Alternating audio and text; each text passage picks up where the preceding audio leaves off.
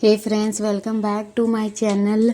Friends, आज की video में मैं आपको 4 टक्स ब्लाउज़ की कटिंग बताऊंगी, बहुत ही आसान और सिंपल तरीके से।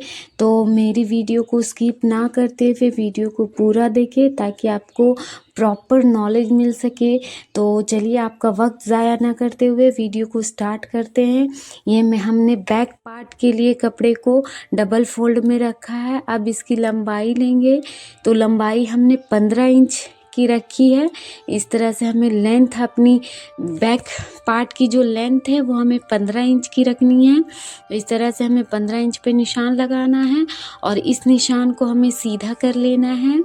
अब ऊपर से हमें अपने शोल्डर का निशान लगाना है। तो शोल्डर हमने 6.5 इंच का लिया है और आर्मोल के लिए हमें यहीं से अपना निशान लगाना है। तो आर्मोल के लिए भी हमने 6.5 इंच पे निशान लगा लिया है और इस तरह से दोनों निशानों को आपस में मिलाएंगे। अब हमें अपने चेस्ट के लिए नाप लगाना है।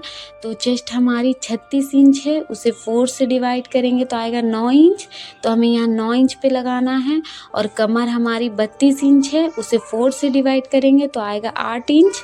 हमें यहाँ 8 इंच पे निशान लगाना है और दोनों निशानों को आपस में इस तरह से मिलाना है। अब हमें 2 इंच का मार्जिन रखना है। यहाँ पे भी हमें 2 इंच का मार्जिन रखना है और 1 इंच हमारा टक्स के लिए हमें निशान लगाना है। 1 इंच टक्स के लिए और 2 इंच हमारा मार्जिन रहेगा। अब इन निशानों को भी हमें आपस में मिलाना है। इस तरह से दोनों निशानों को हमें मिलाना है। अब हम यहाँ से अपने आर्मोल के लिए निशान लगाएंगे तो 1 इंच पे एक निशान लगाएंगे और इस तरह से आर्मोल का हमें शेप दे देना है।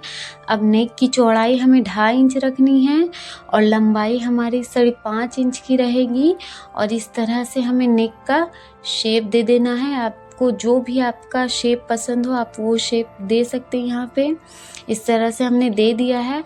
अब इसकी हमें कटिंग करनी है।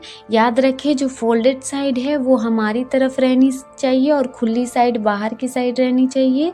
इस तरह से हमें इसकी कटिंग कर लेनी है। इस तरह से हमें आर्मोल की भी अपनी कटिंग कर लेनी है।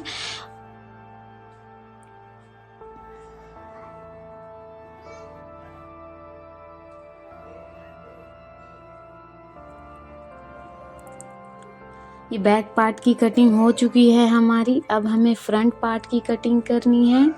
तो फ्रंट पार्ट के लिए कपड़े को हमने डबल फोल्ड में बिछा लिया है। अब यहाँ से हमें हाफ इंच पे निशान लगाना है हुक पट्टी के लिए, इस तरह हुक के लिए। अब नीचे से हमें 1 इंच पे निशान लगाना है फोल्ड के लिए। ये इस तरह से हमें 1 इंच पे निशान लगाना है फोल्ड के लिए। अब हमारा जो बैक पार्ट है उस पार्ट को हमें रखना है इसके ऊपर। ध्यान रहे, जो हमने निशान लगाया था उस निशान से बाहर साइड हमें इसे रख के और फिर हमें इसके ऊपर हमें निशान लगाना है।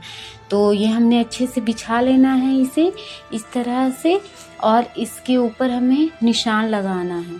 तो इस तरह से हमें पूरे में निशान लगा लेना है। इस तरह से हमने निशान लगा लिया है।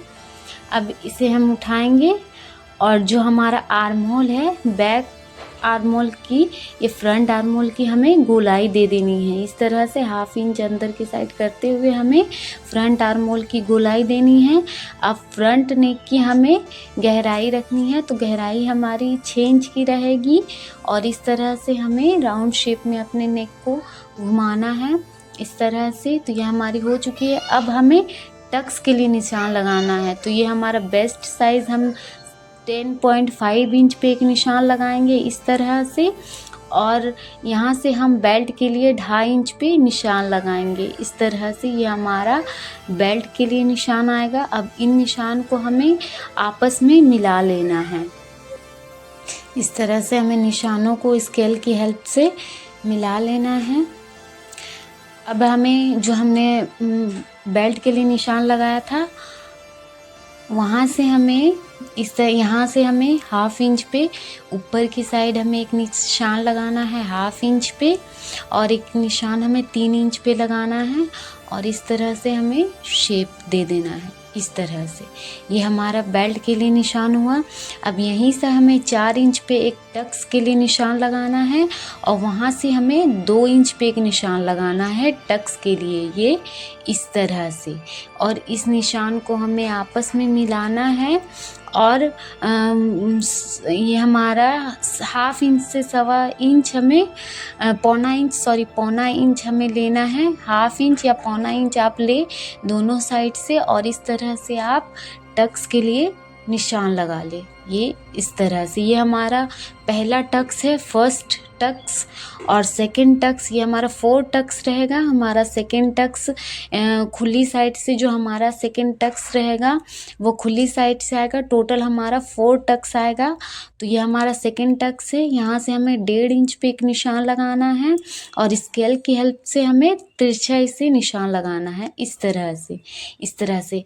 याद रखें, जो हमने फर्स्ट, जो हमारा पहला टक्स था, उस टक्स से दूसरे टक्स का हमें 2.5 इंच पे दूरी रहनी चाहिए। ये हमारा दोनों का 2.5 इंच पे दूरी रहनी चाहिए, इस तरह से।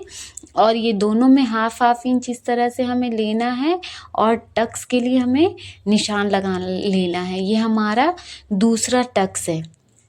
ये आप जो दूरी है आप ध्यान रखिए, ये दूरी हमारा 2.5 इंच पे रहना चाहिए। ये हमारा सेकंड टक्स है। अब थर्ड वाला टक्स हमारा, जो हमारा आर्म होल है, वहाँ से हमारा तीसरा टक्स आएगा। तो यहाँ से हमें 2.5 इंच पे एक निशान लगाना है। यहाँ से हमें 2.5 इंच पे इस तरह से निशान लगाना है और यहाँ पे भी हमें टक्स लगा लेना है। ये इस तरह से, ये हमारा तीसरा टक्स है। अब जो हमारा चौथा टक्स रहेगा, वो जो हुक पट्टी है, हुकाई जो है हमारी, वहाँ से हमें टक्स रखना है। तो जितनी भी हमारी हुकाई के लिए, जितनी भी हमारी बेल्ट से आप नापेंगे, तो जितनी हमारी है उसका आप हाफ कीजिएगा और वहाँ पे एक निशान लगाइएगा, इस तरह से। अब वही निशान से आपको 2.5 इंच अंदर की साइड एक निशान लगाना है, इस तरह से। और ये है, यहाँ पे हमारा चौथा टक्स आ जाएगा। ये चारों टक्स हमारे लग चुकी है। अब हमें इसकी कटिंग करनी है। तो नेक से हमारी कटिंग स्टार्ट करनी है। हमें बहुत ही आराम से इसकी कटिंग करनी है, इस तरह से। बहुत ही आराम से हमें इसकी कटिंग कर लेनी है। अब हमें आर्मोल की कटिंग करनी है। जो आर्मोल में हमने टक्स लगाया था, उसके लिए हमने साइड पे हाफ इंच के छोड़ा हुआ है। ये हम जब आर्मोल का टक्स लगाएंगे तो हाफ इंच हमारा मार्जिन में आ जाएगा। अब हमें अपनी पट्टी की कटिंग करनी है, इस तरह से। ये हमारा बेल्ट की कटिंग हो चुकी है। फ्रंट पार्ट की हमारी कटिंग हो चुकी है। अब हमें बैक पार्ट की, जो हमने टक्स नहीं उसमें डाले थे, अब हमें उस पर टक्स को के लिए निशान लगाना है। तो एक निशान हमें यहाँ से 4 इंच पे लगाना है और ऊपर से भी एक निशान हमें 4 इंच पे लगाना है, इस तरह से। और ये हमारा टक्स के लिए निशान है। और हाफ इंच हमें दोनों साइड से हमें हाफ इंच पे निशान लगाना है और टक्स के लिए हमें निशान लगा देना है, इस तरह से। ये हमारा बैक पल्ले का टक्स है, इस तरह से। बैक पार्ट में हमारे टक्स के निशान लग चुके हैं।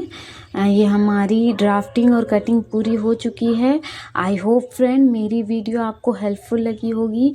अगर हेल्पफुल लगी होगी तो please like, share and subscribe करें मेरे चैनल को। थैंक्स।